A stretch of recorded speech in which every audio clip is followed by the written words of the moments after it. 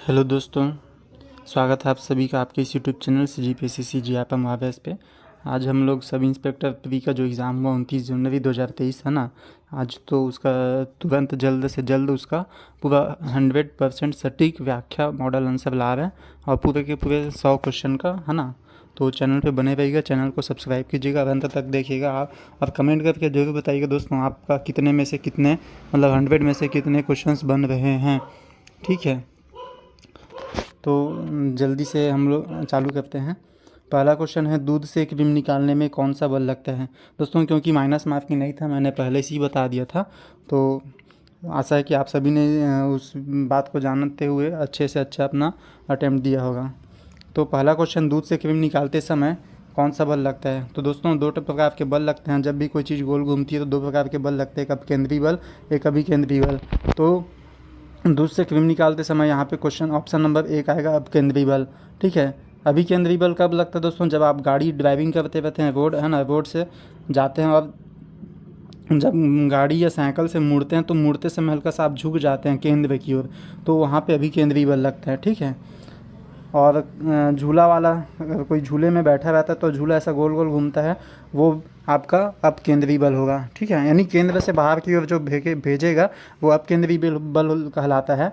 और आप अगर गाड़ी में जा रहे हैं और है ना केंद्र की ओर अंदर थोड़ा झुकते हैं तो अभिकेंद्री बल होगा। फिर क्वेश्चन नंबर पहले का ए आंसर आएगा। ठीक है, उसके बाद क्वेश्चन नंबर 2 दूसरा है कि किसी भी विधेयक पर राष्ट्रपति के निषेधाधिकार को निरस्त करने के लिए किस बहुमत की आवश्यकता होती है। तो दोस्तों इसका जो राइट आंसर हो जाएगा ऑप्शन नंबर डी, 2/3 बहुमत होगा, संसद में होगा। ठीक है, उसके बाद question number 3, FIH world ranking के अनुसार जून 2022 में भारतीय पुरुष हॉकी टीम का रैंक क्या है। देखिए दोस्तों, कई लोग इसको FIH को तो वो लोग फीफा वगैरह पढ़ के कंफ्यूज हो गए थे, बट ये फीफा वगैरह नहीं, सामने खुद दिया है भारतीय पुरुष हॉकी टीम का रैंक क्या है। तो इस हिसाब से इसमें भारतीय पुरुष हॉकी टीम का रैंक चौथा है ना। और जो अगर महिला की बात करता फीमेल की, तो उन लोग का जो रैंक है वो 6वां है। आगे बढ़ते हैं, क्वेश्चन नंबर 4, दुनिया के बड़े बांधों का लगभग कितने प्रतिशत 57% 57% बड़े बांध में है। तो क्वेश्चन नंबर 4 का जो राइट आंसर हो जाएगा वो हो जाएगा सी, चीन और भारत। क्वेश्चन नंबर 5वां दोस्तों, कौन सी जोड़ी सुमेलित नहीं है। तो क्वेश्चन नंबर 5 है दोस्तों, जमनालाल बजाज सत्याग्रह आश्रम वर्धा सही है, दादा भाई नौरोजी बम्बई एसोसिएशन सही है, लाला लाजपत राय नेशनल स्कूल लाहौर ये भी सही है, लेकिन बाल गंगाधर तिलक सत्य शोधक समाज ये नहीं है। सत्य शोधक समाज कौन थे दोस्तों, ज्योतिबा फुले है ना। हम जब मॉडर्न हिस्ट्री का वीडियो लेक्चर किए थे तो उस समय मैंने आप लोगों को बताया भी था, है ना, ये क्वेश्चन हमने पढ़ा भी था। मॉडल आप अगर नहीं देखें तो प्लेलिस्ट में जाके भी देख लीजिए, आपके यहाँ आगामी कई सारे एग्जाम के लिए इंपॉर्टेंट रहेंगे। ठीक है, तो 5वें का राइट आंसर होगा डी। उसके बाद है क्वेश्चन दोस्तों 6वां नंबर, इनमें से किस गैस को भारत सरकार द्वारा प्रदूषण निवारक और नियंत्रण अधिनियम द्वारा उत्सर्जित करने की अनुमति नहीं है। तो दोस्तों कोई भी गवर्नमेंट हो, गवर्नमेंट कब किसी चीज़ को अनुमति नहीं देगी, जब वो ख़राब होगा, है ना, स्वास्थ्य के लिए हानिकारक होगा। तो sulphur dioxide, carbon monoxide, nitrogen oxide, आपको नाम से ही समझ आ जाने थे कि तीनों बहुत ही खतरनाक हैं। और ऑप्शन नंबर डी दिए हुए ऑल ऑफ दी सबो, है ना, ऑल ऑफ द अबो। दोस्तों मैंने एग्ज़ाम से जस्ट एक रात पहले ही मैंने वीडियो बनाया था कि सब इंस्पेक्टर एग्ज़ाम में माइनस मार्किंग है या नहीं, एग्ज़ाम के दिन क्या करके जाए, और उससे भी इंपॉर्टेंट एग्ज़ाम में तुक्का कैसे लगाया जाए। ठीक है, तो अगर आपने देखा होगा तो इसका मैंने बताया था कि अगर आपको ऑल ऑफ दिस दिखता है तो आपको लगा देना है करके, और इसमें ये ऑल ऑफ दिस होता है बिल्कुल सही आंसर, और ये लॉजिकली समझ भी आ जा रहा था। ठीक है, ये क्वेश्चन नंबर 7वां, स्वदेशी आंदोलन शुरू किया गया था। तो देखिए दोस्तों, बहुत ही आसान क्वेश्चन है, इसको भी हमने पढ़ा था, बंगाल विभाजन एकदम हूबहू मेरे एग्ज़ाम मेरे मॉडर्न हिस्ट्री आधुनिक भारत के इतिहास से मैंने वीडियो बनाया था, उसमें से ये क्वेश्चन है। आप चाहे तो प्ले लिस्ट में जाके उसमें से देख सकते हैं। ठीक है, इससे रिलेटेड इसी से रिलेटेड क्वेश्चन था, उस क्वेश्चन में मैंने इसको डिस्कस किया था। तो क्वेश्चन नंबर 7 का जो राइट आंसर हो जाएगा इसका ऑप्शन नंबर ए, बंगाल विभाजन के विरोध में। ठीक है, ये कब हुआ था, 1905 में। ठीक है दोस्तों, 1905 में बंगाल विभाजन हुआ था, उसके विरोध में इस स्वदेशी आंदोलन किया गया था। फिर है क्वेश्चन नंबर 8, खाओ पियो और खुश रहो किसका नैतिक आदर्श वाक्य है। दोस्तों खाओ पियो और खुश रहो किसका नैतिक आदर्श वाक्य है। दोस्तों ये है आपके चार्वाक दर्शन के। ठीक है, चार्वाक दर्शन का कहना ये था कि जो संसार में जो दिख रहा है आपको भौतिक रूप से, है ना, उसको भोगो और इन्जॉय करो, है ना। कर्म नाम की कोई चीज़ नहीं है। आप जीवन में अगर आए हो तो उसको जियो और मृत्यु को प्राप्त करो, बस वही है जीवन। ठीक है, तो ये चार्वाक हैं। क्वेश्चन कभी कभी ऐसा आता है भौतिकवादी कौन थे, तो उसी का मतलब है चार्वाक। भौतिकवादी सेम चीज़ है ना। क्वेश्चन नंबर 9, यदि प्राथमिक घाटे में ब्याज भुगतान को शामिल कर लिया जाए तो यह किसके बराबर होगा। तो दोस्तों यह होगा आपके राजकोषीय घाटे के। देखिए दोस्तों, प्राथमिक, है ना, क्वेश्चन राजकोषीय घाटे के बराबर होगा, तो इसमें जो होगा राजकोषीय घाटा, तो राजकोषीय घाटा का परिभाषा ही इसी को आप उसने क्वेश्चन बना के पूछ ले। तो राजकोषीय घाटा का जो परिभाषा होता है, प्राथमिक घाटा प्लस ब्याज भुगतान, ये अर्थशास्त्र में इसका परिभाषा होता है, उसी को इसने क्वेश्चन बना के पूछ लिया। तो इसका आंसर हो जाएगा राजकोषीय घाटा। क्वेश्चन नंबर 10 है, सुपर कंप्यूटिंग मिशन के तहत किस राष्ट्रीय प्रौद्योगिकी संस्थान में परम अनंत सुपर कंप्यूटर चालू किया गया है। तो दोस्तों,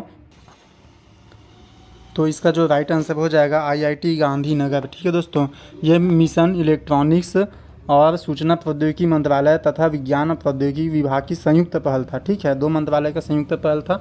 ये 30 मई 2022 को ये आया था, 30 मई 2022 को IIT गांधीनगर में। क्वेश्चन नंबर 11, मुगल साम्राज्य में नील का सबसे प्रसिद्ध क्षेत्र था। देखिए दोस्तों, मुगल साम्राज्य में नील का, वैसे तो नील के लिए सभी क्षेत्र प्रसिद्ध थे मुगल काल में, है ना, लेकिन सबसे ज़्यादा जो प्रसिद्ध था तो दोस्तों वो था बयाना।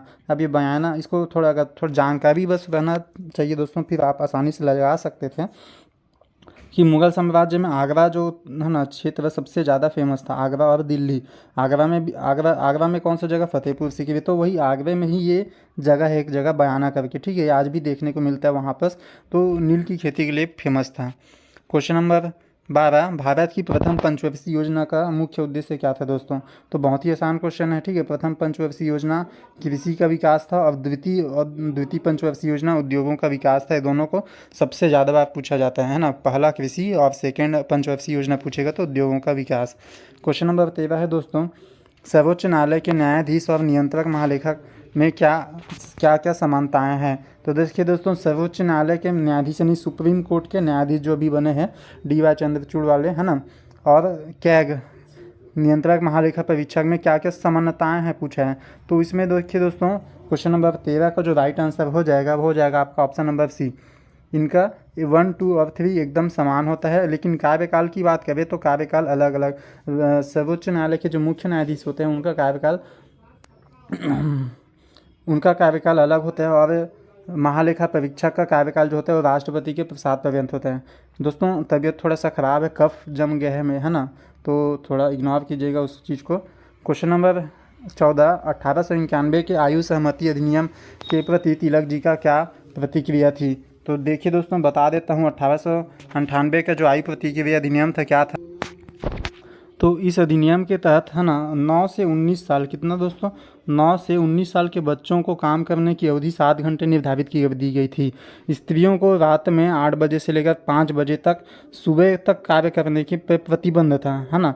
रात को 8 से 5 बजे तक महिलाओं को रात के 8 बजे से सुबह 5 बजे तक काम करने के लिए प्रतिबंध था, और इनके काम करने की अवधि 11 घंटे प्रतिदिन निश्चित कर दी गई थी।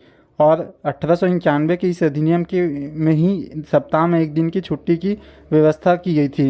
लेकिन दोस्तों, कहीं ना कहीं इस नियम में बहुत सारे क्या बोला जाए कमियां थी, जिसके कारण, है ना, इसका पूर्ण विरोध किया गया था, और ख़ास करके हमारे बाल गंगाधर तिलक जी के द्वारा पूर्ण विरोध किया गया था। ठीक है, बहुत इंपॉर्टेंट। कई लोग इसको विवाह आयु सहमति है क्या ऐसा सोच रहे थे, लेकिन नहीं, ये काम करने वाले घंटे के लिए था ये। ठीक है, क्वेश्चन नंबर 15, वैशेषिक सूत्र किस ऋषि द्वारा लिखे गए थे। तो दोस्तों, वैशेषिक सूत्र जो है आपके महर्षि कणाद द्वारा लिखे गए थे। ठीक है दोस्तों, ये कपिल मुनि जी के द्वारा न्याय दर्शन लिखा गया है। ठीक है, अब शंकर जो है हमारे शंकराचार्य, है ना, वो हैं, और इसका आंसर हो जाएगा महर्षि कणाद। क्वेश्चन नंबर 16, आस्तिका दर्शन किसमें विश्वास करता है। दोस्तों, आस्तिका दर्शन, है ना, आस्तिका दर्शन का जो विश्वास करता है वो है वेदों का अधिकार, है ना। इसका जो राइट आंसर हो जाएगा 16 का ए, वेदों का अधिकार। क्वेश्चन नंबर 17 है, सदन की सदस्यता के संदर्भ में क्या सुमेलित नहीं है। सदन की सदस्यता के संदर्भ में देखिए दोस्तों, मतलब क्या सुमेलित नहीं है पूछा है। तो लोकसभा अध्यक्ष, राज्य विधानसभा अध्यक्ष, राज्यसभा का सभापति, राज्य विधानसभा का सभापति। दोस्तों अगर आपने पॉलिटी को थोड़ा सा भी पढ़ा होगा तो लॉजिक समझ सकते हैं। ये जो लोकसभा अध्यक्ष है वो भी सदन का सदस्य होता है लोकसभा का। राज्य विधानसभा अध्यक्ष होता है वो भी विधानसभा का सदस्य होता है, यानी विधायक होता है। लेकिन ये जो राज्यसभा का सभापति है ना, ये उपराष्ट्रपति रहते हैं, और जो उपराष्ट्रपति हैं वो किसी भी सदन के सदस्य नहीं रहते। तो यही आंसर होगा, क्योंकि नहीं पूछा है। अब इसमें भी सभापति सदस्य रहते हैं, लेकिन इसका आंसर हो जाएगा सी। क्वेश्चन नंबर 18, भारतीय रिजर्व बैंक के बारे में सत्य कथन है। इसकी स्थापना 1835 में हुई थी। नहीं दोस्तों, ये 1935 में हुई थी, और भारत सरकार द्वारा इसका राष्ट्रीयकरण सन 1949 में किया गया था। बिल्कुल सही है दोस्तों। यह सामान्य बैंकिंग व्यवसाय करता नहीं दोस्तों, सामान्य बैंकिंग नहीं करता। ये सरकार को ऋण देता है और छोटे बैंकों को ऋण देता है, लेता है। क्वेश्चन नंबर, हाँ तो और डी भी इसका गलत आंसर है, तो इसका राइट आंसर हो जाएगा 18 का बी। क्वेश्चन नंबर 19, किस राजनीतिक संस्था या पार्टी ने साइमन कमीशन का बहिष्कार नहीं किया था। ठीक दोस्तों, तो बहुत सारे लोग ने इसमें मुस्लिम लीग लगा रहे थे, लेकिन इसका राइट आंसर हो जाएगा 19 का सी। ठीक है, पंजाब यूनियनिस्ट। क्वेश्चन नंबर 20 है, आगे बढ़ते हैं। क्वेश्चन नंबर 20, वह ब्याज दर जिसके नीचे अनुसूचीबद्ध व्यावसायिक बैंक अपने ग्राहकों को कोई ऋण नहीं देते। तो इसका राइट आंसर हो जाएगा दोस्तों बेस दर। ठीक है, देखिए मैं बताता हूँ क्या क्या है। बैंक दर, रेपो रेट है ना, ये जो बैंक दर रेपो रेट है बिल्कुल लगभग सेम है। ये कौन देता है? आरबीआई। आरबीआई किसको देता है? छोटे बैंकों को। ठीक है, छोटे बैंकों को देता है। बस अंतर इतना है, रेपो रेट जो तो लंबे समय के लिए दिया जाता है ना, और जो बैंक दर से जो ब्याज दिया जाता है, ऋण दिया जाता है छोटे बैंकों को, वो कम समय के लिए दिया जाता है, अल्प समय के लिए। बस इतना ही अंतर है, और इसको एग्ज़ाम में कई बार पूछा जाता है। ठीक है, और जो प्रतिवर्ती रेपो रेट है दोस्तों बता देता हूँ, है ना। रेपो रेट मैंने क्या बताया, बैंक, बड़े बैंक यानी आरबीआई छोटे बैंक को ऋण देगा, है ना, उधार देगा जिस दर पे, वो रेपो रेट कहलाता है। अगर इसी का उल्टा क्या हो जाएगा, प्रतिवर्ती रेपो रेट, यानी छोटे बैंकों से जब बड़ा बैंक यानी आरबीआई लोन लेता है जिस दर से, उसे बोलते हैं प्रतिवर्ती रेपो रेट। ठीक दोस्तों, बहुत इंपॉर्टेंट क्वेश्चन था। इसको एग्जाम में, कई सारे एग्जाम में अलग अलग तरीक़ों से घुमा के पूछता है। क्वेश्चन नंबर 21, भारत के निम्नलिखित राज्यों में से कौन सा राज्य 2011 की जनगणना के अनुसार सबसे कम जनसंख्या घनत्व दर्ज कराता है। तो 21 का जो राइट आंसर हो जाएगा दोस्तों, वो हो जाएगा आपका ऑप्शन नंबर ए, अरुणाचल प्रदेश। क्वेश्चन नंबर 22, किस अवसर पर राज्य विधानमंडल के दोनों सदन समवेत बैठते हैं। तो क्वेश्चन नंबर 22 का जो राइट आंसर हो जाएगा दोस्तों, वो हो जाएगा आपका ऑप्शन नंबर डी। ठीक है, ऑप्शन नंबर डी 1 2 3 4। उसके बाद क्वेश्चन नंबर 23, आईबीए महिला विश्व मुक्केबाजी चैंपियनशिप 2022 में पदक तालिका में कौन सा देश शीर्ष पर है। तो दोस्तों ये हो जाएगा तुर्की। क्वेश्चन नंबर 24, है ना, वर्ष 2022 में छत्तीसगढ़ पुलिस के किस अभियान को भारतीय वाणिज्य एवं उद्योग महासंघ फिक्की के द्वारा पुरस्कृत नहीं किया गया। तो क्वेश्चन नंबर 24 का दोस्तों हो जाएगा आपका ऑप्शन नंबर सी, अभिव्यक्ति अभियान। ये कहीं नहीं पढ़ा गया था, बाकी तीनों हमने पढ़ा भी। अगर आपने करेंट अफेयर मैंने जो पढ़ा है ना, उसको थोड़ा भी देखा होगा तो लॉजिक से लगा सकते थे कि हमने ए, बी और डी को पढ़ा है, लेकिन सी नहीं पढ़ा है। क्वेश्चन नंबर 25, त्रिरत्न सिद्धांत किससे संबंधित है। दोस्तों ये जैन धर्म, बौद्ध धर्म में भी देखने को मिलता है। मैक्सिमम जो इसका आंसर लिया जाता है बौद्ध धर्म में लिया जाता है, लेकिन यहाँ पे दोनों दिया है, तो यहाँ पे थोड़ा कन्फ्यूज़न है ना। ज़्यादातर चांसेस बौद्ध धर्म के लग रहे हैं, लेकिन देखते हैं आयोग इस पर क्या अपने आंसर लेता है। ठीक है, बी और सी दोनों हो सकता है। ज़्यादातर चांसेस बौद्ध धर्म के लग रहे हैं, लेकिन जैन धर्म में भी देखने को मिलता है, इसलिए इसमें आयोग का आंसर हम वेट करते हैं। क्वेश्चन नंबर 26, विषाणु माने जाते हैं। दोस्तों विषाणु माने जाते हैं, ये सजीव और निर्जीव के बीच एक ट्रांजिशनल ग्रुप के जीव माने जाते हैं, क्योंकि विषाणु कई सौ सालों तक भी जीवित रह सकते हैं। इनको अगर डिब्बे में बंद करके रख दिया जाए तो कई सौ सालों, हज़ारों सालों बाद भी सक्रिय हो जाते हैं। क्वेश्चन नंबर 27, संतुलित बजट से क्या अभिप्राय है। देखिए दोस्तों, संतुलित शब्द से ही आप लॉजिक लगा सकते थे, मतलब दोनों तरफ बराबर रहे, है ना, कोई भी चीज़ दोनों तरफ इक्वल रहे, ना उसको घाटा हो ना कोई फ़ायदा हो। तो लॉजिकली बात है, जिस बजट का क्वेश्चन में साफ साफ दिख रहा है कि ऑप्शन में जिस बजट, क्वेश्चन बोल रहा है कि जिस बजट का सकल सार्वजनिक क्षेत्र व्यय उसके सकल आय के बराबर होती है, यानी बराबर होती है बोल दिया है ना। मतलब क्या चीज़ व्यय उसकी आय के बराबर है, यानी जितना खर्चा हुआ उतना उसको आय भी हुआ बराबर है। फिर अगर किसी बजट का राजस्व घाटा शून्य हो, दोस्तों उसका खर्चा जितना है उसका इनकम भी उतना ही है, तो उसको घाटा होगा क्या? नहीं, घाटा शून्य है, तो यहाँ पे दोनों कथन सही हैं। क्वेश्चन नंबर 28, फ्रेंच ओपन 2022 में पुरुष एकल का खिताब किसने जीता? दोस्तों फ्रेंच ओपन जितने भी ओपन होते हैं ग्रैंड स्लैम टेनिस टूर्नामेंट से संबंधित बहुत इंपॉर्टेंट होते हैं, तो क्वेश्चन नंबर 28 का राइट आंसर हो जाएगा आपका ऑप्शन नंबर बी, ठीक है, राफेल नडाल। क्वेश्चन नंबर 29, शस्त्रों के संबंध में बोर सामान्य नागरिकों के द्वारा उपयोग के लिए प्रतिबंधित है, तो क्वेश्चन नंबर 29 का आंसर हो जाएगा दोस्तों सी, है ना, 0.38 बोर। बाकी सब बोर के बंदूक लाइसेंसधारी व्यक्ति को मिल सकते हैं, ये 0.38 बोर वाले बंदूक नहीं मिलते। क्वेश्चन नंबर 30, असत्कार्यवाद किसका कार्य कारण सिद्धांत है दोस्तों? ठीक है, तो 30 का जो राइट आंसर हो जाएगा वो हो जाएगा आपका ऑप्शन नंबर ए, ये न्याय से संबंधित है। यहीं पे तो दोस्तों यहाँ पे ना कई लोग इसमें सांख्य दर्शन भी लगा है ना, लेकिन सांख्य नहीं होगा। अगर केवल सत्कार्यवाद होता तो वहाँ पे सांख्य दर्शन आता, लेकिन क्वेश्चन आप ध्यान से पढ़िए, ये असत्कार्यवाद बोला है, ये देखिए असत्कार्यवाद, तो यहाँ पे आएगा आपका न्याय दर्शन, ठीक है। बहुत सारे लोगों ने इसके आंसर डी बताया है, लेकिन गलत है, इसका आंसर ए होगा, न्याय दर्शन। क्वेश्चन नंबर 31, भारतीय अंतरिक्ष अनुसंधान संगठन द्वारा PSLV C-53 मिशन द्वारा किस देश के उपग्रहों को अंतरिक्ष भेजा गया था? तो क्वेश्चन नंबर 31 का आंसर हो जाएगा दोस्तों सिंगापुर। सिंगापुर के जो अंतरिक्ष उपग्रहों को अंतरिक्ष में भेजा गया था, है ना, इसरो के द्वारा। क्वेश्चन नंबर 32, तो इसमें दोस्तों ये वाला क्वेश्चन थोड़ा सा डाउटफुल है मेरे को, है ना, निम्नलिखित में से किसी आमतौर पर सामाजिक कल्याण का सूचक नहीं माना जाता?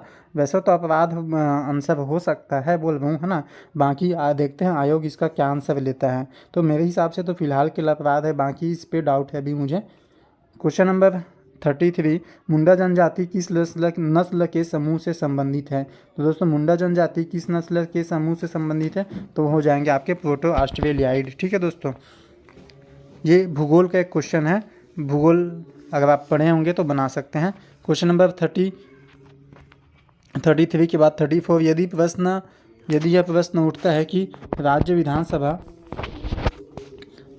तो दोस्तों क्वेश्चन नंबर 34, यदि यह प्रश्न उठता है कि राज्य विधानसभा का कोई सदस्य अयोग्यता से युक्त हो गया है तो क्या होगा? अब देखिए दोस्तों यहाँ पे थोड़ा डाउटफुल क्वेश्चन है, एकदम घुमाएदार क्वेश्चन है।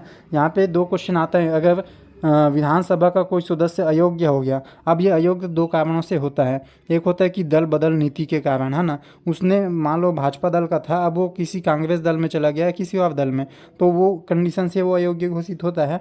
और ये दूसरा कारण यह होता है कि वह उसने नियमों के खिलाफ जाके कोई काम कर दिया हो, है ना, तो उसका जो सदस्यता है वो अयोग्य घोषित हो जाता है। तो दल बदल के कारण अगर जो आता है ना, तो अब क्योंकि राज्य विधानसभा की बात करें तो दल बदल के कारण अध्यक्ष उसके सदस्यता के संदर्भ में निर्णय लेगा, और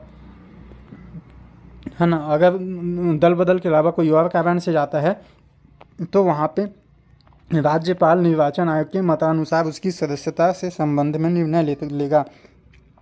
लेकिन यहाँ पे क्वेश्चन में क्लियर नहीं हो पा रहा है कि राज्य विधानसभा का कोई सदस्य किस कारण से अयोग्यता से युक्त हो गया है। तो अगर कारण नहीं दिया गया तो हम मैक्सिमम इसका आंसर जो है डी लेना चाहिए, है ना, और मुझे भी इसका आंसर डी लग रहा है। बाकी देखते हैं आयोग इस पर क्या क्या आंसर लगाता है, ठीक है। फिर है क्वेश्चन नंबर 35, भारत का पहला भाषाई सर्वेक्षण किसने किया था? दोस्तों ये काफ़ी इजी क्वेश्चन है, अगर आपने हिंदी लैंग्वेज या छत्तीसगढ़ी लैंग्वेज पढ़ा होगा तो आप इसको अच्छे से जान सकते हैं। तो इसका जो राइट आंसर होगा ऑप्शन नंबर सी, ग्रियर्सन, ठीक है। और ग्रियर्सन ने छत्तीसगढ़ी भाषा का अंग्रेजी में अनुवाद भी किया है, ठीक है, 1890 में। जो हीरालाल उपाध्याय ने जिन्हें छत्तीसगढ़ी ग्रामर लिखा था उनको इन्होंने अनुवाद भी किया था। तो आपको ये लॉजिक लगा के बना सकते थे। क्वेश्चन नंबर 35 के बाद आते हैं 36, छत्तीसगढ़ में गोधन न्याय योजना कब से लागू की गई है? दोस्तों बहुत ही आसान क्वेश्चन है, ठीक है, ये काफ़ी लोगों ने इसको बनाया होगा। तो इसका 36 का जो राइट आंसर हो जाएगा ऑप्शन नंबर बी, 21 जुलाई 2020। क्वेश्चन नंबर 37, दिल्ली राजवा लॉयर्स के क्षेत्रों का मालिक कौन है? ये बहुत ही अच्छा यूनिक क्वेश्चन था दोस्तों, लॉजिकल था। इसका राइट आंसर हो जाएगा NMDC, ठीक है, NMDC। देखिए दोस्तों सेल, बहुत सारे लोगों ने सेल भी लगा दिए होंगे, बट सेल क्या है, एक कंपनी है जो लोहे के पटरियाँ, है ना, या प्लांट स्टील प्लेट निकालते हैं। ठीक है, बनाते हैं। और लेकिन यहाँ पे लो अयस्क क्षेत्रों का मालिक है, बट है ना ये क्योंकि खनिज क्षेत्र है, और खनिज क्षेत्र का जो यहाँ पे मालिक रहेगा वो है एनएमडीसी नवरत्न कंपनी, ठीक है, महारत्न कंपनी, सॉरी। क्वेश्चन नंबर 37 का सी हो जाएगा एनएमडीसी। उसके बाद 38, तुम्हार पौधा तुम्हार द्वार कार्यक्रम का शुभारंभ कब हुआ। तो दोस्तों 38 का जो राइट आंसर हो जाएगा, लॉजिकली ये बहुत आसान क्वेश्चन है। 38 ये क्यों आसान है बता देता हूँ। ये 1 जुलाई 2022 को हुआ था, ठीक है। अगर आपने एक भी बार पढ़ा होगा तो बना सकते हैं। अब दोस्तों ये ट्रिक से ऐसा पढ़ सकते हैं, 1 जुलाई को पौधा, है ना। अब पौधा क्या होता है दोस्तों, इसको मैंने एक बार ऐसा ट्रिक से पढ़ा था कि ये मैंने एक बनाया, उसमें पेड़ लगा दिया, 1 जुलाई को हमने पेड़ लगाया, ठीक है। और क्योंकि बरसात का दिन है तो बरसात जुलाई से चालू होता है, तो 1 जुलाई को बरसात का दिन से हमने पेड़ लगाना चालू किया। ये मैंने ट्रिक से पढ़ा था, ठीक है। तो ये उसके बाद 39, क्वेश्चन नंबर 39 बोल रहे कि ग्राम सभा की गणपूर्ति के लिए कुल सदस्यों की संख्या के कितने सदस्य उपस्थित होना चाहिए।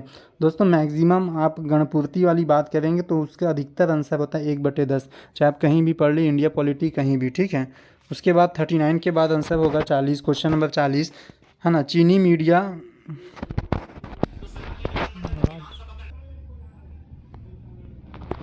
दोस्तों ये चीनी मीडिया, है ना, 1 मिनट दोस्तों, थोड़ा सा हमारा कुछ क्वेश्चन नंबर मैंने कुछ 1-2 क्वेश्चन को मिस्टेक बता दिया है। क्वेश्चन नंबर 27, संतुलित बजट जो है इसका ऑप्शन ए सही है, कथन 1 सही है ना, मैंने दोनों को सही बता दिया है। राजस्व घाटा शून्य नहीं होगा, वो जीरो बजट में होता है, ऐसा है ना है। उसके बाद क्वेश्चन नंबर 22 में आते हैं। क्वेश्चन नंबर 22 भी है कि इसमें जो बोला है कि विधानसभा के आम चुनाव के बाद प्रथम अधिवेशन के अवसर पर, है ना, और दूसरा है कि प्रत्येक वर्ष के प्रथम अधिवेशन पर। अब ये दोनों ही सही हैं दोस्तों, क्योंकि विधानसभा के लिए पूछा गया कि राज्य के विधानमंडल के लिए पूछा, और ये दोनों जो है ये नहीं आएगा। ये जब सेंट्रल लेवल की बात करें, संसद की बात करें, तो ये चीज़ आता है। तो यहाँ पे इसका आंसर जो हो जाएगा ऑप्शन नंबर बी हो जाएगा, ठीक है दोस्तों। ये इसका राइट आंसर होगा, मैंने इसको गलत बता दिया था। आगे बढ़ते हैं जहाँ पे हम आए थे। तो दोस्तों ये चीनी मीडिया ने नक्सलवाड़ी आंदोलन को क्या नाम से बुलाया था, है ना। ये दोस्तों इसका जो आंसर एकदम एग्जैक्ट हमको नहीं मिल पा रहा है ना, तो या तो इसका हो सकता है बी हो, लोक आंदोलन, या तो मुझे जो लग रहा है इनमें से कोई नहीं। क्यों इनमें से कोई नहीं, चाइना के जो एक नेता थे माओ त्सुंग करके, है ना, उन्हीं के नाम पे फिर इसको क्या बोला गया, माओवाद, ठीक है। माओवाद आपने पढ़ा होगा, माओवादियों ने इतने पे यहाँ पे हमला किया करके। तो वहाँ के जो नेता थे माओ त्सुंग, उनसे उनके का द्वारा चालू किया गया नक्सलवादी मूवमेंट, है ना, तो उनके नाम पे माओवाद पड़ा है। तो हो सकता है ये माओवाद बुलाया होगा, बट इसका अगर राइट आंसर मिलता है तो मैं आपको ज़रूर बताऊंगा। बाकी हो सकता है इसमें नन ऑफ दिस हो, बाकी जो भी रहेगा देखते हैं, ठीक है, आगे मैं बताऊंगा इसको। क्वेश्चन नंबर 41, इसमें क्या सुमेलित नहीं है दोस्तों। तो मेरिया विद्वो बिल्कुल सही सुमेलित है दोस्तों। तारापुर विद्वो दलगंजन सिंह बिल्कुल सही है दोस्तों। लिंगा के भी विद्वो दोस्तों ये गलत है ना। मुरिया विद्वो झाड़ा सीधा ये सही है। तो 41 को जो राइट आंसर हो जाएगा दोस्तों वो हो जाएगा आपका केवल 3, ठीक है दोस्तों।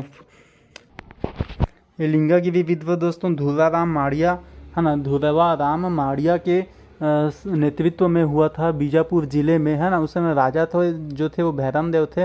और लिंगागिरी विद्रोह को दोस्तों छत्तीसगढ़ का प्रथम स्वतंत्रता संग्राम भी बोला जाता है, जो कि 1856 में हुआ था, ठीक दोस्तों। जो भारत का स्वतंत्रता संग्राम हुआ था उससे 1 साल पहले। क्वेश्चन नंबर 42, छत्तीसगढ़ की वीर गाथाओं पर आधारित लोक नृत्य जिसे लोक बैले के नाम से भी जाना जाता है, क्या होगा दोस्तों। दोस्तों वैसे तो कई बार ऐसे ही क्वेश्चन आता है, छत्तीसगढ़ की किस गाथा या लोक नृत्य को लोक बैले के नाम से जाना जाता है करके, है ना। बट यहाँ पे आपको एक हिंट भी मिल गया था, छत्तीसगढ़ की वीर गाथाओं पर आधारित। तो उसमें दोस्तों यहाँ पे पंडवानी इसका साफ साफ राइट आंसर हो जाएगा, है ना। या तो आप इसको डायरेक्ट याद रखिए तो ज़्यादा इंपॉर्टेंट रहेगा, क्योंकि कई बार अभी तो दे दिए वीर गाथा, कई बार उसको ना दे के दे दिया जाएगा कि छत्तीसगढ़ के किस लोक नृत्य को लोक बैले के नाम से जानते हैं, तो हो जाएगा राइट आंसर पंडवानी।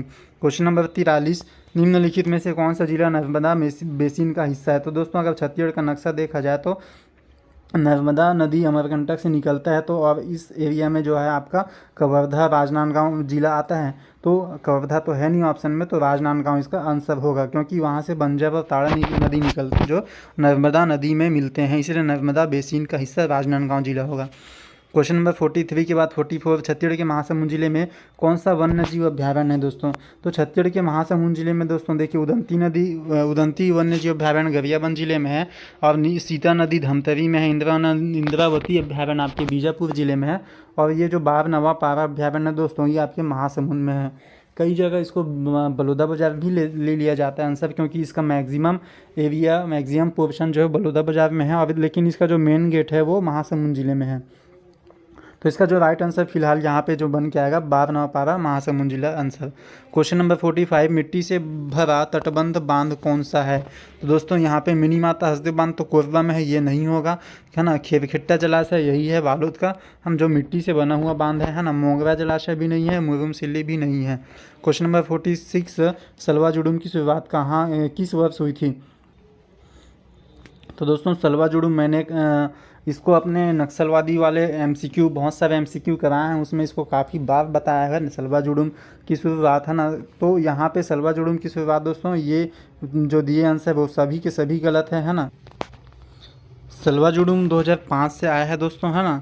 और दोस्तों जिसने भी कल के मेरे वीडियो को देखा होगा कि ऐसे एग्ज़ाम में क्वेश्चन कैसे अटैम्प्ट करें, नेगेटिव मार्किंग है कि नहीं, और सबसे मैंने तुक्का लगाया वाला मैंने बताया भी था। तो जिन्होंने मेरे वीडियो को देखा होगा बिल्कुल इसको नन ऑफ दिस ही लगाया होगा, चाहे वो पढ़े उसको मालूम रहे चाहे नहीं मालूम रहे, ठीक है। और वो कैसे है आप लोग मेरी इस वीडियो को जाके देख सकते हैं। मैंने इसको 101% बहुत बेहतरीन तरीके से बताया कि किसी भी एग्ज़ाम में तुक्का कैसे लगाते हैं, और जिनको नहीं भी मालूम था उन्होंने इस क्वेश्चन को सही मारा होगा, नन ऑफ दिस। ठीक है दोस्तों आगे देखिए क्वेश्चन नंबर 47, इस राज्य के नगरीय प्रशासन और विकास श्रम विभाग के मंत्री कौन है? तो दोस्तों ये शिव कुमार डहरिया हैं, बहुत इंपॉर्टेंट और बहुत इजी क्वेश्चन है ये। क्वेश्चन नंबर 48, सुबह की तलाश उपन्यास किसकी रचना है दोस्तों? तो ये अभी काफ़ी ज़्यादा चर्चा में, जो छत्तीसगढ़ के अरपा पैरी के धार राज्य की लिखे हैं वही नरेंद्र देव वर्मा जी, है ना। सुबह की तलाश उपन्यास है। क्वेश्चन नंबर 49, छत्तीसगढ़ में वन भूमि का प्रतिशत कितना है? दोस्तों छत्तीसगढ़ में वन भूमि का प्रतिशत आपका 44.21 है। क्वेश्चन नंबर 50, नक्सलवाद निम्नलिखित में से किस व्यक्ति की विचारधारा से प्रेरित है? दोस्तों मार्क्स, लेनिन और माओ त्सुंग, है ना। मैंने बताया था अभी माओ त्सुंग चीन के हैं, है ना। ये सभी नक्सलवाद के बहुत बड़े नेता रहे हैं, मतलब मार्क्सवाद इन्हीं के नाम से आया है, ठीक है। क्वेश्चन नंबर 51, छत्तीसगढ़ में किस कल्चुरी शासक ने तुम्बाड़ से शासन नहीं किया? तो दोस्तों इसका जो राइट आंसर हो जाएगा पृथ्वीदेव प्रथम हो जाएगा, ठीक है। देखिए तुम्बाड़ से शासन नहीं किया पूछा है, तो सबसे पहली बात जब यहाँ पे कलिंग राज आया तो उन्होंने तुम्बाड़ को अपनी राजधानी बनाई, फिर उसके बाद कमल राज ने वहीं पे शासन किया, और रत्नदेव प्रथम, है ना, उन्होंने 1050 तक वहीं पे शासन किया। 1045 में वो राजा बनते हैं। 1045 के बाद जब 50 में रतनपुर क्षेत्र में आए थे, तो यह क्षेत्र में उनको इतना ज़्यादा अच्छा लगा कि उन्होंने रत्नदेव प्रथम ने तुम्बाड़ के बजाय रतनपुर को ही अपनी राजधानी बनाने का घोषणा किया। हालांकि उन्होंने शासन तो किया, है ना। देखिए क्वेश्चन ध्यान से देखिए, कहाँ से किसने शासन नहीं किया? तुम्बाड़ से, तो तुम्बाड़ पे इन्होंने भी शासन तो किया, तो इसके लिए इनका नाम भी आएगा। और जब क्वेश्चन आता है कि कल्चुरियों में रतनपुर को अपनी राजधानी किसने बनाया, तो रतनदेव प्रथम आएगा आंसर, ठीक दोस्तों। तो यहाँ से एक क्वेश्चन से मैंने आपको 3-4 क्वेश्चन करा दिए हैं, और 51 का राइट आंसर सी हो जाएगा, पृथ्वीदेव प्रथम। क्वेश्चन नंबर 52 का, छत्तीसगढ़ का सीमावर्ती राज्य जो नक्सल प्रभावित नहीं है, ठीक दोस्तों, सीमावर्ती राज्य जो नक्सल प्रभावित नहीं है, ठीक है। तो उड़ीसा में भी है, महाराष्ट्र में भी, तमिलनाडु भी है, और ये उत्तर प्रदेश में नक्सलवाद उतना प्रभावित नहीं है। क्वेश्चन नंबर 53, छत्तीसगढ़ के वर्तमान पुलिस महानिदेशक कौन है दोस्तों? तो इसको मैंने कई बार आप लोगों को पढ़ाया भी है ना। आप लोगों ने अगर मेरे चैनल पे वीडियो देखा हुआ तो श्री अशोक जुनेजा यहाँ पे आपके वर्तमान पुलिस महानिदेशक हैं। क्वेश्चन नंबर 54, छत्तीसगढ़ राज्य में कितने पुलिस थाने हैं? दोस्तों इसमें काफ़ी लोग कन्फ्यूज़ हुए थे, क्योंकि वर्तमान में अभी कैडेट अलग है ना, और अगर कुछ महीने पहले का देखा जाए तो 428, है ना। मतलब एग्जैक्ट इसका जो राइट आंसर हो जाएगा बी ही रहेगा, 428। क्योंकि देखिए देखिए लॉजिकली देखिए, एक 428 एक 482 है। अब 824 इतने ज़्यादा तो नहीं रहेंगे इस छोटे से राज्य में, है ना। 284 कुछ ज़्यादा ही छोटा डेटा है। अब ये 428 और 482 है, तो लॉजिकली सोचिए इन दोनों में उसने घुमाने की कोशिश की, 428 और 482, तो जो राइट आंसर है वही 428 ही रहेगा। क्वेश्चन नंबर 55, निम्नलिखित में से कौन कुरुख का वाद्य यंत्र है। दोस्तों कुरुख क्या है, गाँव जनजाति का एक नृत्य है, बोली है ना। तो कौन कुरुख का वाद्य यंत्र है बोलेगा तो यहाँ पे क्या होगा, तो कुरुख लोगों का जो वाद्य यंत्र होता है दोस्तों, यहाँ उपरोक्त सभी होगा, है ना। मांदर, करताल, नगाड़ा। और मैंने दोस्तों कल के वीडियो में आप लोगों को बताया भी कि तुक्का कैसे लगाना है, तुक्का मारने का बेस्ट ट्रिक। और जिन्होंने उस वीडियो को देख के गए होंगे उन्होंने तो आधे क्वेश्चन को तुक्के में ही सही कर दिए होंगे, ठीक है। अगर आपने अभी तक नहीं देखा तो उस वीडियो को जाके देख ले सकते हैं मेरे चैनल पर, और आगामी सभी एग्ज़ाम के लिए आप बहुत हेल्पफुल रहेंगे, ठीक है। और क्वेश्चन नंबर 56 दोस्तों, छत्तीसगढ़ी देहाती कला मंच के कला मंडल के संस्थापक हैं। तो दोस्तों ये आपका राइट आंसर हो जाएगा रामचंद्र देशमुख, ठीक है। इन्होंने, रामचंद्र देशमुख ने चंदेनी गोंदा और देहाती कला मंच दोनों की स्थापना किया था, ठीक है। दाऊ दुलार सिंह मंदराजी आपके नाचा के भीष्म पितामह बोला जाता है। नायक दास झुमुक भी नाचा कलाकार हैं। हबीब तनवीर जी नया थिएटर के संस्थापक है ना। ये भी थिएटर नाचा कलाकार हैं। हबीब तनवीर नया थिएटर के संस्थापक, बहुत इंपॉर्टेंट है। क्वेश्चन नंबर 57, छत्तीसगढ़ राज्य में कृषि उत्पादन के सुनियोजित विपणन हेतु कितनी कृषि उपज उपमंडी एवं मंडियां हैं। अब ये देखिए दोस्तों, मतलब हज़ारों लोग इसको गलत करके आए होंगे, एकदम डेफिनेटली श्योर है। कितनी कृषि उपज उपमंडी एवं मंडी है, ध्यान दीजिए दोस्तों। तो उपमंडी और मंडी 57 का जो राइट आंसर है, आप लोगों ने ए और बी में काफ़ी कंफ्यूज हुए होंगे, तो 57 का यहाँ पे राइट आंसर हो जाएगा ए इसका राइट आंसर होगा। क्यों दोस्तों, उपमंडी पूछा है और मंडी पूछा है, तो जाहिर सी बात है मंडी कम रहेंगे और जो उसके जो सब ब्रांच वगैरह ज़्यादा रहते हैं। तो उपमंडी को पहले पूछा है, फिर बाद में मंडी पूछा है। जिन्होंने भी ध्यान से सांस लेके, गहरी सांस लेके बनाया होगा, शांत मन से पानी पी पी के उन्होंने इसको ए लगा के एकदम सही बनाया होगा, क्योंकि यहाँ पे बहुत फंसाया है। क्वेश्चन में 58, जाति समूह कुरुख में कुजूर उपनाम का क्या अर्थ है। दोस्तों यहाँ पे जनजाति समूह में जो कुरुख में है ना कुजूर उपनाम होता है वो है औषधीय पौधा। क्वेश्चन नंबर 59, नेताजी सुभाष चंद्र बोस राज्य पुलिस अकादमी कहाँ स्थित है। तो दोस्तों इसका राइट आंसर है चंदखुरी, रायपुर के चंदखुरी का जो पुलिस अकादमी है उसका अभी नया नाम परिवर्तन किया गया है, नेताजी सुभाष चंद्र बोस पुलिस अकादमी, इसलिए क्वेश्चन बना है। क्वेश्चन नंबर 60, बहुत ही आसान क्वेश्चन कि किस क्षेत्र के लिए वर्ष 2021 में छत्तीसगढ़ के डॉक्टर राधेश्याम बावले को भारत सरकार द्वारा पद्मश्री पुरस्कार से सम्मानित किया गया। तो ये है आपके कला एवं संगीत, है ना। पंथी कलाकार है दोस्तों, पंथी नृत्य है ना। ये राधेश्याम बावले जी, इनको 2021 में पद्मश्री मिला है। और इस वर्ष किनको पद्मश्री मिला दोस्तों, आप नीचे कमेंट करके जरूर बताइए, क्योंकि वो आगामी आने वाले एग्जाम में बहुत इंपॉर्टेंट रहेंगे। और नीचे आप कमेंट में लिख के बताएंगे तो आपको दिमाग में 101% हमेशा के लिए छप जाएगा। उसके बाद दोस्तों कंप्यूटर की सामान्य जानकारी, क्वेश्चन नंबर 61, वर्ड डॉक्यूमेंट्स के लिए डिफ़ॉल्ट फाइल एक्सटेंशन क्या है। दोस्तों वर्ड डॉक्यूमेंट के लिए नाम में ही पता चल रहा है, DOC, डॉक्यूमेंट की स्पेलिंग DOC डॉक्यूमेंट होता है, तो डॉक्यूमेंट में DOC ही आपका उसका फाइल एक्सटेंशन नेम रहता है, .doc। क्वेश्चन नंबर 62, वह विज्ञान है जो ऐसी मशीनों का निर्माण करने का प्रयास करता है जो उसी प्रकार की बुद्धि प्रदर्शित करती है जैसे मनुष्य करते हैं। दोस्तों आजकल ये वर्ड बहुत ही चलन में है, AI, आर्टिफिशियल इंटेलिजेंस, ठीक है दोस्तों। तो ये उसका राइट आंसर हो जाएगा। क्वेश्चन नंबर 63, जब आप फाइल किसी वर्ड दस्तावेज में सम्मिलित करते हैं तो डेटा क्या होता है।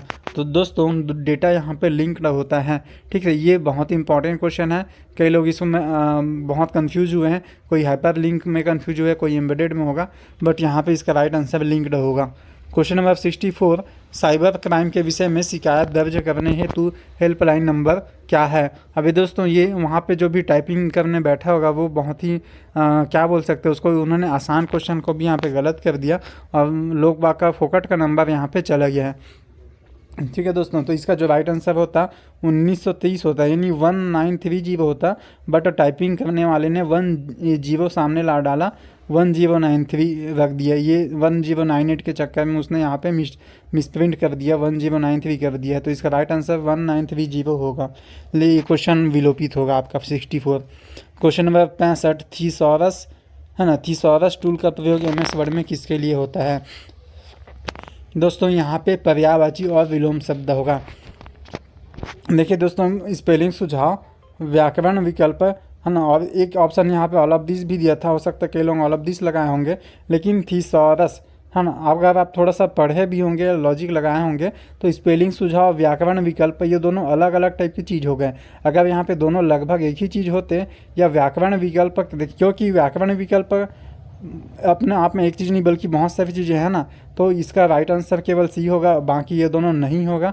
ठीक है, यहाँ पे व्याकरण विकल्प की जगह कोई और चीज़ होता अलग बात रहता, यहाँ पे ऑप्शन नंबर सी होगा। क्वेश्चन नंबर आगे बढ़ते हैं। क्वेश्चन नंबर 65 के बाद है ना, 63, 64, 65 के बाद आएंगे हम लोग 66 में, पैटर्न को पूरा करने वाली सबसे उपयुक्त आकृति को पहचाने। अब ध्यान दीजिए दोस्तों, यहाँ पे है ना एकदम लॉजिक है, आसान है। यहाँ पे गोल और त्रिभुज था, तो ये गोल और त्रिभुज इस साइड है ना, तो जस्ट अगले फोटो में क्या हुआ है, गोल और त्रिभुज उस साइड चले गया है, अपोजिट साइड।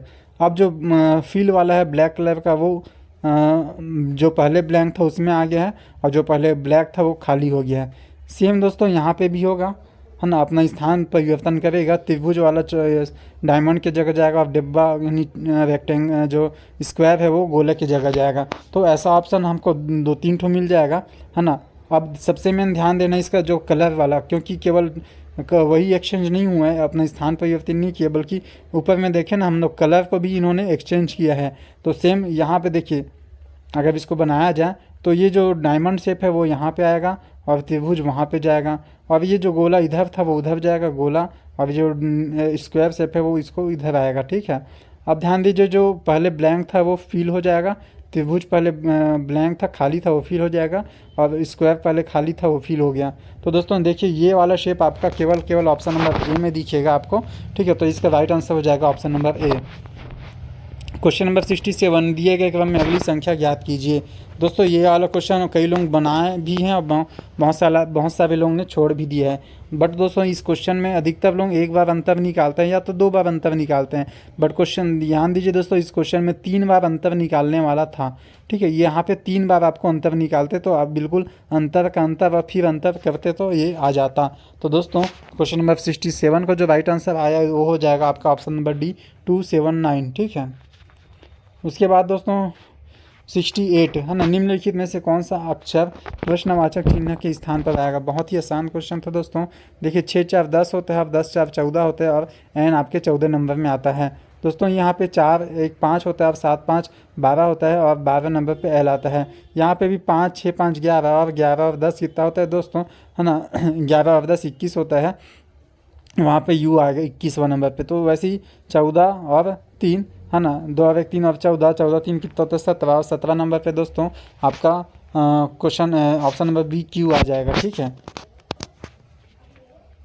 क्वेश्चन नंबर 69 दोस्तों, 60 छात्रों की एक कक्षा में लड़कियों की संख्या लड़कों से दोगुनी है। लक्ष्मी शीर्ष से 27वें स्थान पर है, यदि लक्ष्मी से 9 लड़के आगे हैं तो उसके रैंक के बाद कितनी लड़कियां होंगी? दोस्तों ये क्वेश्चन नंबर 69 थोड़ा सा ट्रिकी और घुमावदार क्वेश्चन था। इसका जो राइट आंसर हो जाएगा वो हो जाएगा ऑप्शन नंबर 20, और 69 का आंसर हो जाएगा बी, 21 हो जाएगा। ठीक है दोस्तों, क्वेश्चन नंबर 70, पैटर्न को पूरा करने वाली आकृति को पहचाने।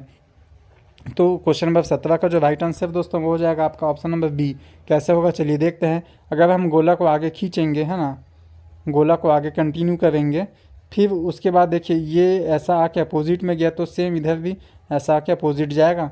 उसके बाद उसके बस यही सेम करना है। अब यहाँ पे ऐसा और ऐसा गोला वाला देखिए दोस्तों, ये है ना, ये तो ऐसा वाले 2-3 आपको दिख जाएंगे, लेकिन सबसे मेन इसका जो लाइनिंग किया गया है वो किस एंगल से ऐसा किया गया, उसको अगर आप देखेंगे तो आपको पता चलेगा कि इसका बी आंसर है वो राइट हो जाएगा। ठीक है, लाइनिंग को आपको ध्यान देना है कि लाइनिंग किस डायरेक्शन से किस डायरेक्शन में जा रहा है। क्वेश्चन नंबर 70 के बाद दोस्तों 71। निम्न किसी कोड में अगर मंकी को एक्सचेंज लिखा है तो उसी कोड में टाइगर को कैसे लिखा जाएगा। दोस्तों यहाँ पे अगर ध्यान देंगे तो मंकी को ये यहाँ पे तिरछा लिया गया है, MONKEY और XCHIXCHJJG, ठीक है दोस्तों। अब देखेंगे तो एक्स से एक जुड़ा है वाई, और इसके बाद सी से दो, बी से सी के बाद डी ई दो, जे से एच से तीन, जे से चार, फिर पाँच, फिर छः, ऐसा ऐसा दोस्तों उन्होंने किया है। फिर से साफ बता देता हूँ, एक है ना, +1 +2 +3 +4 +5 +6 ऐसा लेके गए हैं दोस्तों, ठीक है। तो यहाँ पे भी सेम अगर आप इसमें बनाएंगे टाइगर में, है ना, तो प्लस मतलब +1 +2 +3 +4 +5 +6 ऐसा करके आप बनाएंगे तो 71 का जो राइट आंसर हो जाएगा दोस्तों वो हो जाएगा आपका 71 का राइट आंसर डी आंसर आएगा, ठीक है। ऑप्शन नंबर डी, QCDEO, ठीक है, 71 का डी। उसके बाद है दोस्तों क्वेश्चन नंबर 72, वह आकृति ज्ञात कीजिए जिसमें निम्नलिखित आकृति उसके भाग के रूप में छिपी है। दोस्तों ये जो क्वेश्चन है काफ़ी इजी था, है ना। इसमें आपको एक ही बार में ही दिख जाएगा, इसमें आपको आकृति को घुमाने के लिए मना तो नहीं किया गया है ना। तो इसमें इसका जो राइट आंसर हो जाएगा ऑप्शन नंबर ए, ठीक है। देखिए लीजिए, दिख रहा है आपको, है ना, चित्र। क्वेश्चन नंबर 73, ए बी की बहन है, सी बी की माता है, ए बी की बहन है ना, बनाते हैं ए बी की बहन है, ठीक है दोस्तों। ये क्या हुआ, बहन, ए बी की बहन है। अब बोल रहे सी बी की माता है, यानी सी क्या है, मम्मी है, किन की, बी की है। अब बोल रहे डी सी का पिता है, यानी डी सी का पिता है जी है कौन, डी सी का पिताजी है, तो उस हिसाब से। और ई डी की माता है ना, ई डी की माता है, तो ए डी से किस प्रकार संबंधित है, यानी जो बी की बहन थी ए, वो डी से किस प्रकार संबंधित है। दोस्तों देखिए, डी सी का पिता है और सी के बच्चे बी, ए और बी हैं, तो उस हिसाब से डी ए का, है ना, दादा मतलब पोती, और उसका रिलेशन आएगा। लेकिन पूछा क्या है, ए डी से किस प्रकार संबंधित, यानी ए को पूछा है उन्होंने, डी की क्या लगेगी, तो ए डी की पोती लगेगी, ठीक है दोस्तों। यहाँ पे आंसर हो जाएगा डी, पोती। क्वेश्चन नंबर 74, निम्नलिखित में से कौन सा वेन आरेख, 73 के बाद 74, कौन सा वेन आरेख टेनिस प्रशंसक क्रिकेट खिलाड़ी को सही छात्र के बीच सही संबंध को सही ढंग से दर्शाता है। तो इसका राइट आंसर ए हो जाएगा, क्योंकि दोस्तों जो टेनिस प्रशंसक है हो सकता है क्रिकेट खिलाड़ी भी होगा, जैसे हमारे विराट कोहली जी रोनाल्डो के फुटबॉल प्रशंसक है, तो ऐसी टेनिस प्रशंसक भी हो सकता है, क्रिकेट खिलाड़ी भी है, और वो छात्र भी हो सकता है, ठीक है। क्वेश्चन नंबर 74 का ए। 75, निम्नलिखित समीकरण को, किस समीकरण को बदलने से ये सही बनाने के लिए चिन्हों को बदलना होगा। 75 का जो राइट आंसर हो जाएगा वो हो जाएगा आपका बी आंसर हो जाएगा, ठीक है दोस्तों। इसमें बी माइनस के जगह भाग और भाग के जगह माइनस करेंगे तो आपका सही आंसर आ जाएगा। 75 के बाद दोस्तों 76, एक आदमी यात्रा पर निकलता है और कुल 5 घंटे 15 मिनट की चाल यात्रा करता है। दूरी का पहला आधा भाग उसने 60 किलोमीटर प्रति घंटा और दूसरा आधा भाग 45 किलोमीटर प्रति घंटा से तय किया, तो उसने कुल कितनी दूरी तय की। दोस्तों तो 76 का जो राइट आंसर हो जाएगा वो हो जाएगा आपका ऑप्शन नंबर बी, 270, ठीक है दोस्तों। देख लेते हैं इसको कैसे बनाना है। तो बोल रहा है कि मान लो उसने कोई डी दूरी उसने टोटल तय किया। अब बोल रहे डी, आपने एक पढ़ा होगा, समय बराबर दूरी बटे चाल, ठीक है, समय बराबर दूरी बटे चाल। तो दोस्तों यहाँ पे उसने समय दिया है, कुल समय में, है ना, 2 दूरी तय कर रहा है, तो उसी फॉर्मूले का उपयोग करते हुए हम बनाएंगे। देखिए टाइम को उसने कितना दिया, 5 घंटे 15 मिनट, 5 घंटे और 15 मिनट, ठीक है दोस्तों, 5 घंटे 15 मिनट, 15 मिनट को बटे 60 ऐसा लिख सकता हूँ, 15, है ना। तो ये हो जाएगा 15 कम 15, 15 चौक 60, और अगर सॉल्व करेंगे तो 5 चौक 20 और 1 21, ठीक है। तो 21/4 क्या हो जाएगा, उसका समय हो जाएगा 21/4, उसका समय होगा बराबर। उसके बाद बोल रहे दूरी का पहला आधा भाग उसने 60 किलोमीटर प्रति घंटा, यानी D/2 अगर करेंगे तो उसका 60 किलोमीटर प्रति घंटा से प्लस उसका आधा भाग यानी 45, D/2 को 45 किलोमीटर प्रति घंटा से कर आगे उसने तय किया। दोस्तों बस इस इक्वेशन को आप सॉल्व करेंगे, आपका आंसर आ जाएगा। ठीक है, तो 76 आंसर हो जाएगा बी। उसके बाद है क्वेश्चन नंबर 77, कितने वर्षों में कोई धन राशि 25% प्रतिवर्ष साधारण ब्याज की दर पर तिगुनी हो जाएगी। ठीक दोस्तों, तिगुनी हो जाएगी तो इसके फार्मूला हम जानते हैं, n-1 बराबर PRT बटे 100 है ना। और क्योंकि उसी P का 3 गुना हो जाएगा, ये बोल रहे तो यहाँ भी P रहेगा, P कट जाएगा है ना, बचेगा इधर R और T। R दिया आपको 25%, R की वैल्यू जब 25 रखेंगे और N की जगह 3 रखेंगे, क्योंकि 3 गुना पूछे तो N की जगह आप 3 रखिए, R की जगह 25 रखेंगे, आपका आंसर आ जाएगा। तो 77 का आंसर हो जाएगा 8 वर्ष, ऑप्शन नंबर डी। 78 दोस्तों, ए तथा बी के मासिक आय का अनुपात 4:3 है, यानी पहला अनुपात हमको दिया 4:3, और उसके मासिक व्यय का अनुपात यानी खर्च का अनुपात दिया 3:2। दोस्तों देखिए, यदि प्रत्येक 6,000 रुपये प्रति माह का बचाता है तो दोस्तों यहाँ पे देखिए दोनों में बिल्कुल सेम है, 3 और 4 का अंतर 1 है, और 3 और 2 का भी अंतर 1 है, और यहाँ पे 3 और 2 इन दोनों का अंतर भी 1 है ना। तो इन दोनों का जो अंतर आएगा उसके बराबर जितना डिजिट आपको दिया, यानी 6,000 रुपये बचा रहा है उसको लिखना है। और क्योंकि 1 के बराबर अगर 6,000 है तो उसका आय कितना पूछा है, तो आय वाला क्या है 4 है, तो 6 चौक 24 इसका राइट आंसर हो जाएगा, option number B 24,000। Question number 79, शांत जल में एक नाव की गति 15 किलोमीटर प्रति घंटा है, यदि धारा की गति 5 किलोमीटर प्रति घंटा हो तो धारा के अनुकूल जाते हुए नाव 15 मिनट में कितनी दूरी तय करेगी। 79 का आंसर हो जाएगा दोस्तों 5, इसका राइट आंसर होगा। देखिए दोस्तों, शांत जल में नाव की गति कितनी है, यू की वैल्यू मान लो 15 है ना, और धारा की गति वी की गति 5। ठीक है, अब पूछ रहा धारा के अनुकूल जाते हुए कुल 15 मिनट में कितनी दूरी तय करेगी। दोस्तों वही सेम चीज़ है ना, चाल बराबर दूरी बटे समय होता है, तो यहाँ पे समय बराबर क्या हो जाएगा, दूरी बटे चाल हो जाएगा आपका, समय बराबर दूरी बटे चाल।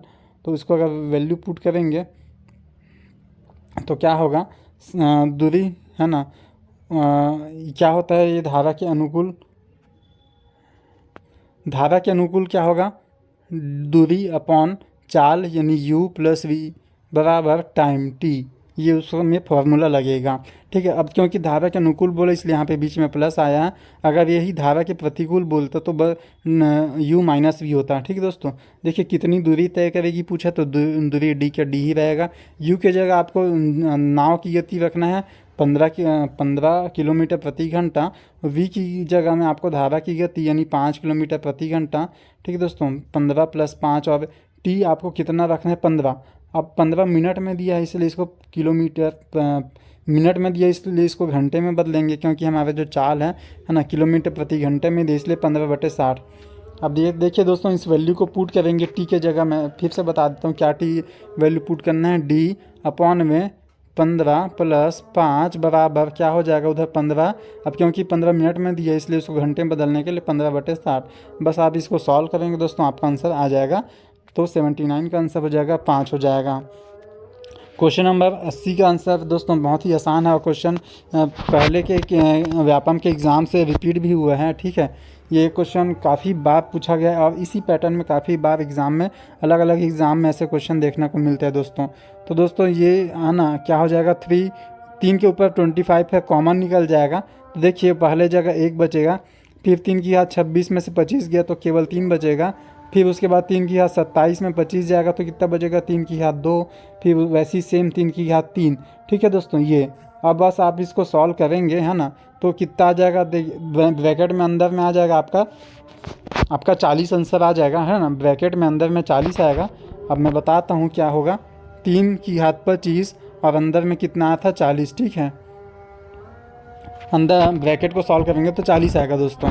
अभी आपने भाग के नियम पढ़े होंगे, 3 की घात 25 तो 2 3 7 8 जो रहता है ना, तो उसके घात में जो भी संख्या रहेगी वो 4 से भाग जाएगा है ना। यदि आधार में यानी ये 3 के जगह 2 3 7 8 रहेगा तो उसकी जो भी घात रहेगी वो 4 से भाग जाएगा। तो 25/4 करेंगे तो 4 × 24 बचेगा केवल 1। ठीक है दोस्तों है ना। अब ये 25 को अगर 4 से भाग देंगे तो कितना बचेगा, केवल 1 बचेगा है ना। 4 × 24 25 और 25 में 24 जाएगा तो केवल एक, तो 3 की घात 1 गुना 4 यानी कितना हो जाएगा दोस्तों 120। 120 इसका राइट आंसर हो जाएगा। और बोला गया कि कौन किस संख्या से विभाजित होगा, तो आंसर हो जाएगा 30। क्वेश्चन नंबर 81, एक व्यक्ति किसी वस्तु को 15% लाभ पर बेचता है, तो यदि उसने इस 6 रुपये अधिक पर बेचा होता तो उसे 18% का लाभ होता। यदि व्यक्ति ने वह वस्तु कितने रुपए में खरीदी थी। देखिए दोस्तों ध्यान से, एक व्यक्ति किसी वस्तु को 15% लाभ पे बेचा और यदि उसने 6 रुपये अधिक पे बेचा होता तो उसे 18% का लाभ होता। देखिए दोस्तों क्या बोले भाई, 6 रुपये अधिक में बेचता। जहाँ भी आपको अधिक या कम की बात करें तो बीच में प्लस या माइनस ही रहेगा, ठीक है, क्योंकि कोई दो चीज़ में घट रहा है तभी तो उसको 6 रुपये अधिक मिल रहे हैं, है ना। अब पहले 15% का लाभ हो रहा था तो कितने में, किस में, खरीदी मूल्य पे ही लाभ होगा। तो सीपी का आप 115% लाभ करिए माइनस फिर सीपी का 118% करिए गुणा 118, है ना। इसको अच्छे से बना देते हैं, है ना, क्लियर। सीपी का 115/100 माइनस सीपी का 118/100 बराबर कितना होगा 6। अब ध्यान दीजिए दोस्तों 118 115 यहाँ पे चिन्ह को उतना लेके मत चलिए, ये माइनस प्लस, ये 118 में 115 जाएगा, बचेगा 3/100 बराबर 6। तो 3 से 6 कटेगा 2 बार में, 3 दूनी 6, तो इसका राइट आंसर हो जाएगा 200। ठीक है दोस्तों, तो 81 का राइट आंसर हो जाएगा C 200। क्वेश्चन नंबर 82, चीनी की कीमत में 20% की वृद्धि की गई है। चीनी की खपत में कितने प्रतिशत की कटौती की जानी चाहिए जिससे चीनी का पर व्यय में कोई अतिरिक्त वृद्धि ना हो। दोस्तों बहुत ही आसान क्वेश्चन है, इसका डायरेक्ट फार्मूला होता है R/100 प्लस माइनस R, है ना, इंटू 100। तो दोस्तों अब ये 20% की वृद्धि पूछा है तो काफ़ी बार ज़्यादा, मतलब इसका आंसर भी रट गया है कि अगर 20% की वृद्धि दिया तो क्या होता है आंसर करके, है ना। तो 82 का जो राइट आंसर होगा वो इसको सॉल्व करके ही बता देते हैं। तो 20% की वृद्धि हो रही, नहीं 20, और क्योंकि वृद्धि हो रहा है तो 100 नीचे में 100 प्लस माइनस R था तो यहाँ पे वृद्धि हो रही इसलिए प्लस लिखे गुणा 100 करेंगे, है ना। तो देखिए ये शून्य से ये शून्य कटा तो ऊपर में क्या बचा 200/12। ठीक है, अब इसको सॉल्व करेंगे तो 12 एकम 12 और बचा कितना 8। तो 12 अगर 80/12 बचेगा तो भाग देंगे तो कितना आएगा आपका 12×5 = 60, 12×6 = 72, है ना। तो 12×6 यानी 16, तो 16 सहित वाला जो राइट आंसर है नहीं, ऑप्शन नंबर बी वही आपके आंसर हो जाएगा। ठीक है, ये क्वेश्चन नंबर 83, दोस्तों सबसे छोटी भिन्न कौन सी है। तो सबसे छोटी भिन्न कैसे देखते हैं, नीचे वाले हर को, है ना, ऊपर वाले अंश से गुणा करेंगे किसी दूसरे पीछे। ठीक है, ये काफ़ी लंबा प्रोसेस, मतलब आसान तरीका है, आप देख सकते हैं इसको। 5 का गुणा करूँगा 2 से, 5 दूनी 10, और 3 का गुणा करूँगा 3 × 9। देखिए उधर 10 आया और इधर 9 आया तो 9 वाला छोटा हुआ, यानी कि 3/5 बचा है तो उसको रखेंगे। ठीक है, अब उस जो हट गया उसको काट देंगे। अब फिर 5 को 7×5 = 35 और 9 × 3 = 27, यानी फिर से छोटा कौन आया, यही 3/5 वाला आया तो उसको रखेंगे और 7/9 को भी काट देंगे, यानी हमारा 2 चीज़ कट गया। अब बचा ये तो 13 × 3 = 39 और 11×5 = 55। देखिए दोस्तों अभी भी 3 वाला ही सही छोटा आया है 39, तो हमारा जो राइट आंसर है यही 3/5 इसका राइट आंसर है। क्वेश्चन नंबर 84, यदि दो समरूप त्रिभुजों के क्षेत्रफलों का अनुपात 4:9 है तो उसके संगत भुजाओं का अनुपात क्या होगा। दोस्तों कभी भी आपको क्षेत्रफल का अनुपात दिए तो भुजाओं का अनुपात पूछे तो हमेशा वर्ग में आपको क्वेश्चन में ही आंसर दिख जाएगा। वो 4/9 है तो 4 किसका वर्ग होता है 2 का, और 9 किसका वर्ग होता है 3 का। ये उसके भुजा होंगे और ये उसके क्षेत्रफल होंगे। दोस्तों कभी भी एग्ज़ाम में अभी जैसे क्षेत्रफल देके भुजा पूछा है तो कभी क्या करेगा, भुजा देके क्षेत्रफल पूछ देगा इन फ्यूचर, तो आपको ध्यान देना है, बस वर्ग का ही खेल है। तो 4 और तो इसमें जो राइट आंसर हो जाएगा A 84 का A। क्वेश्चन नंबर 85, दोस्तों ये भी क्वेश्चन काफ़ी बार रिपीटेड हुआ है, इसका डायरेक्ट आंसर 10 होता है। ठीक है, इसमें आप बस दशमलव को हटाइएगा, है ना। ए ऊपर में 1 है तो 1/100, 1/1000, है ना, 9/1000 ऐसा करके करेंगे तो ये आ जाएगा, काफ़ी इजी है। इसका राइट आंसर 85 का B हो जाएगा 10। क्वेश्चन नंबर 85 के बाद 86 देखते हैं, उत्कंठा का पर्यायवाची शब्द क्या होगा। तो दोस्तों उत्कंठा का पर्यायवाची उत्सुकता होता है। क्वेश्चन नंबर 86, भरसक इनमें से कौन सा समास है? तो भरसक दोस्तों ये होगा आपका अवयवी भाव समास, क्योंकि भरसक प्रयास किया है ना, मतलब जितना हो सकता था उसने उतना प्रयास किया, अपने दम भर के प्रयास किया, तो अवयवी भाव समास। क्वेश्चन नंबर 88, निम्न शब्द में शुद्ध क्या रूप क्या है? दोस्तों शुद्ध रूप होता है आपका प्रामाणिक, सॉरी यहाँ पे प्रामाणिक अशुद्ध होगा, ये प्रामाणिक आपका शुद्ध रूप होगा। आगे बढ़ते हैं। क्वेश्चन नंबर 89, ज झ व य है ना, किसका उनका उच्चारण स्थान क्या है? देखिए दोस्तों, अगर आप मुंह से बोल करके ही देखिए ज झ य, तो आपका जो जीभ है यानी तालु है वही टकराएगा, तो इसका जो राइट आंसर हो जाएगा तालव्य है। ठीक है। वो क्वेश्चन नंबर 90, कान लगाना मुहावरे का अर्थ क्या होगा? ये दोस्तों बहुत ही अच्छा क्वेश्चन था। कई लोग इसमें ध्यान देना और ध्यान से सुनना इन दोनों में कंफ्यूज हुए हैं, बट इसका जो राइट आंसर होगा ध्यान देना होगा, क्योंकि कान लगाना ध्यान देना होगा। ठीक है। हो सकता है इसमें ध्यान से सुनना को आयोग ले ले, तो देखते हैं आयोग इसका क्या आंसर लेता है।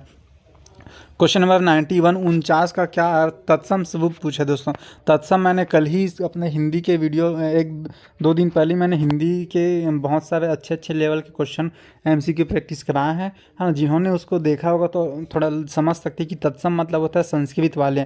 ठीक है, संस्कृत वाले शब्द। अब 49 लिखा दोस्तों, ये 49 होता है, तो 50 से 1 कम होता है। ठीक है, और कभी भी ये 49, क्योंकि 50 से 1 कम होता है इसलिए ये 49 होगा। ठीक है। उसके बाद क्वेश्चन नंबर 92, कंदमूल फल में कौन सा समास है? दोस्तों कंदमूल फल मतलब आपको समझ आ रहा होगा कि वो दोनों एक ही प्रजाति के, एक ही श्रेणी के हैं, और बोलने से ऐसा लग रहा है कि बहुत वहाँ पे कंदमूल यानी बहुत सारे कंदमूल यहाँ पे रखे हैं।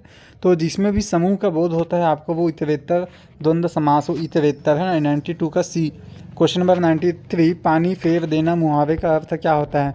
दोस्तों बने बुनाए काम पे पानी फेर दिया बोलते हैं, तो बिगाड़ दिया, बिगाड़ देना। 93 का बी। दोस्तों 94, आसान का विलोम शब्द होता है। आसान का दोस्तों कठिन आसान का दोस्तों 1 मिनट,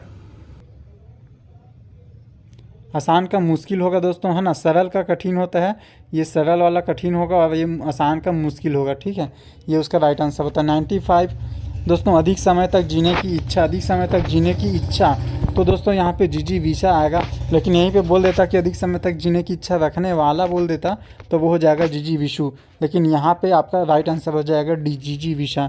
95 के बाद 96 दोस्तों, Ramya is a teacher in Bharati school Surajpur, तो बोल रहे हैं दोस्तों which statement would be grammatically correct for her?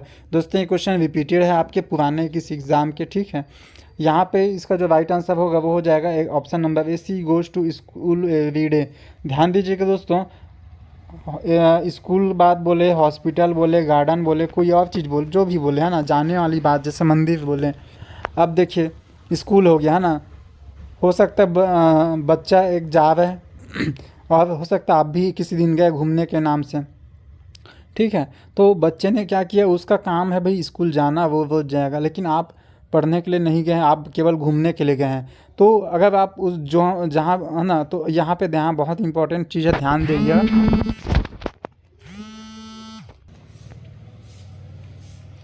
दोस्तों क्वेश्चन नंबर यहाँ पे आते हैं, है ना। मैं बता रहा था, एक कॉल आ गया था इसलिए थोड़ा सा डिस्टर्ब हो गया। ठीक है, Ramya is a teacher in Bharati school, तो अगर आप किसी स्कूल में या हॉस्पिटल या मंदिर या कहीं भी चीज़ हो, आप पर्टिकुलर उस काम से जाते हैं जहाँ उस चीज़ का काम होता है, तो वहाँ पे कोई आर्टिकल नहीं लगता। जैसे यहाँ पे वो टीचर है और उसको स्कूल जाना है, तो वो यहाँ पे कोई आर्टिकल नहीं लगेगा। बट आप ऐसे घूमने घामने के लिए चले गए तो वहाँ पे आर्टिकल लगेगा द स्कूल। जैसे अगर मान लीजिए हॉस्पिटल है ना, तो एक मरीज है जो हॉस्पिटल अपना इलाज कराने के लिए जाता है, या डॉक्टर है जो उसका काम के लिए जाता है, मतलब हॉस्पिटल के परमानेंट काम से जावे, तो वहाँ पे कोई आर्टिकल नहीं लगेगा। जैसे सी गोज़ टू हॉस्पिटल एवरीडे बोल देंगे। लेकिन अगर आप किसी ऐसी काम से जा रहे हैं बिना किसी काम के घूमने के लिए, तो वहाँ पे आर्टिकल लगेगा। क्वेश्चन नंबर 97, ही लिव्स, है ना। यहाँ पे काफ़ी लोग कंफ्यूज हुए हैं, बोल रहे थे इन आएगा कि ऑन आएगा, लेकिन ही लिव्स ऑन कैंपस आएगा। ठीक है दोस्तों, यहाँ पे ऑन आएगा। 97 के बाद 98 आएगा दोस्तों। यहाँ पे काफ़ी अच्छा क्वेश्चन था, हैंग्ड और हंग। ठीक है दोस्तों, ये हैंग और हंग का मतलब अलग अलग होता है। एक का मतलब होता है फांसी पे लटकाना, और ये पहला वाला जो होता है दोस्तों ये फांसी पे होता है हैंग, और दूसरा वाला हंग HUNG, ठीक है, ये केवल जैसा किसी को खूंटी पे टांगे हैं वो होता है, ठीक है। तो आगे बढ़ते हैं दोस्तों। तो उसके बाद तीसरा, तो उस हिसाब से इसका दोस्तों केवल 99 का जो राइट आंसर होगा वो हो जाएगा आपका ऑप्शन नंबर डी, यानी 2 और 4, ठीक है। The executioner hanged the condemned, ठीक है। और तो इसका जो राइट आंसर है डी, 2 और 4, ठीक है दोस्तों।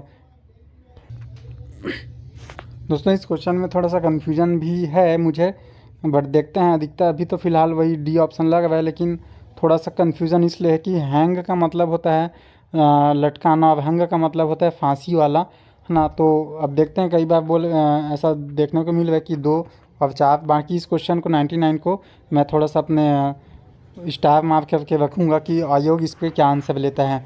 Question number 100, until and unless. दोस्तों ये लास्ट क्वेश्चन है, और कभी भी आप अगर अनटिल देखेंगे तो याद रखिएगा अनटिल हमेशा टाइम के लिए आएगा और टाइम को डिनोट करेगा, और अनलेस जो है वो कंडीशन को डिनोट करेगा, ठीक है। तो इसका 100 का राइट आंसर हो जाएगा बी, ठीक दोस्तों कई क्वेश्चन ऐसे हैं जिसको बहुत डाउटफुल भी रहे हैं, और ये हमेशा देखने को भी मिलता है डाउटफुल कंडीशन वाले, ठीक है।